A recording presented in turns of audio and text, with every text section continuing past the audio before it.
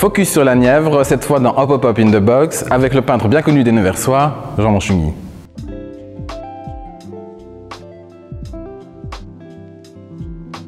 Titre: Le massacre des coqs, série Coqs et chèvres. Année de production 1964. Auteur Jean Manchugny, technique gouache. Format de l'œuvre 72 par 88 cm, format du cadre 88 par 122 cm. L'exposition Jean Manchugny et les années d'émancipation a lieu à la maison en octobre 2020, malheureusement interrompue au bout de 3 semaines car nous rencontrions l'obligation d'un second confinement dû au virus du Covid-19.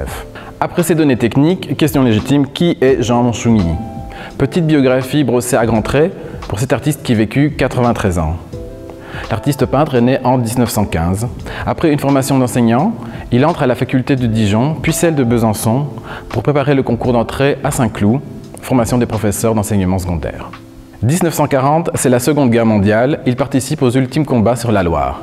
1947, Jean Manchugny quitte l'enseignement pour se consacrer à la peinture. Le pinceau fait son travail, mais l'esprit aussi.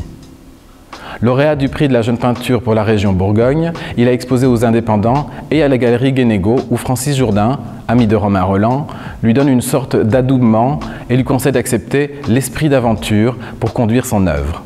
La graine est plantée. 1972, la Maison de la Culture de Nevers le sollicite pour créer un département art plastique.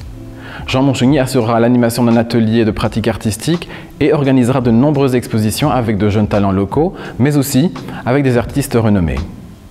Aujourd'hui, en sa mémoire, l'espace d'exposition de la maison porte son nom. 1979, Jean Manchugny se consacre pleinement et uniquement à sa peinture dans son atelier de Chaulnes qu'il ne quittera guère. Il choisit la solitude pour être au cœur de son activité créatrice.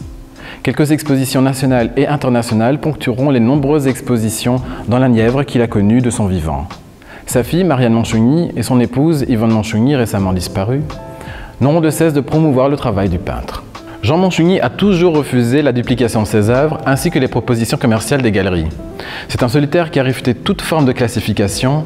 À maintes reprises, le peintre s'est présenté comme étant un anti-style. Il craignait l'emprisonnement dans une manière, une habitude paresseuse et repoussait la facilité avec force. L'essentiel, selon lui, était non pas d'acquérir un style, mais d'en changer. Il envisagera la peinture ainsi toute sa vie, et ce jusqu'à ses derniers jours, en 2008. Le travail pictural de Jean Manchugny connaîtra 2 rétrospectives. La première en 1991, qui retraçait son évolution de 65 à 91, puis la seconde, dont j'ai assuré le commissariat, proposant de découvrir les œuvres datant de 1939 à 65. C'est dans ce cadre que le massacre des coqs a été exposé. Cette seconde rétrospective permettait de voir se développer le style du tout jeune peintre de 24 ans vers sa première grande explosion artistique prenant la forme de coq près d'un quart de siècle plus tard. Les métamorphoses de coq de Jean Manchugny ont marqué au fer rouge sa carrière de peintre, par la force de la proposition, l'explosion des couleurs et la diversité de la déclinaison.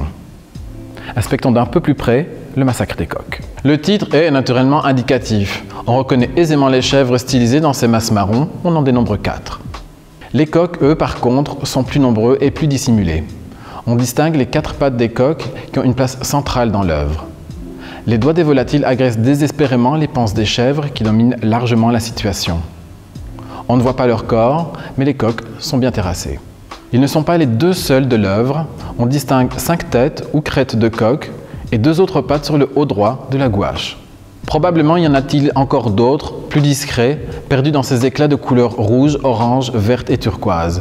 Du sang, des plumes, de l'herbe, tout se mêle aux animaux de manière indistincte dans cette violence effrénée de combat. Puissance, mouvement, agression et soumission refusée sont concentrés dans un carré. Le carré est le format du constat. Aucun doute, nous sommes bien au cœur d'une bataille de coqs et de chèvres, et les coqs se font effectivement bien massacrer. Et maintenant, ce carré de violence, nous l'avons hop hop hop in the box.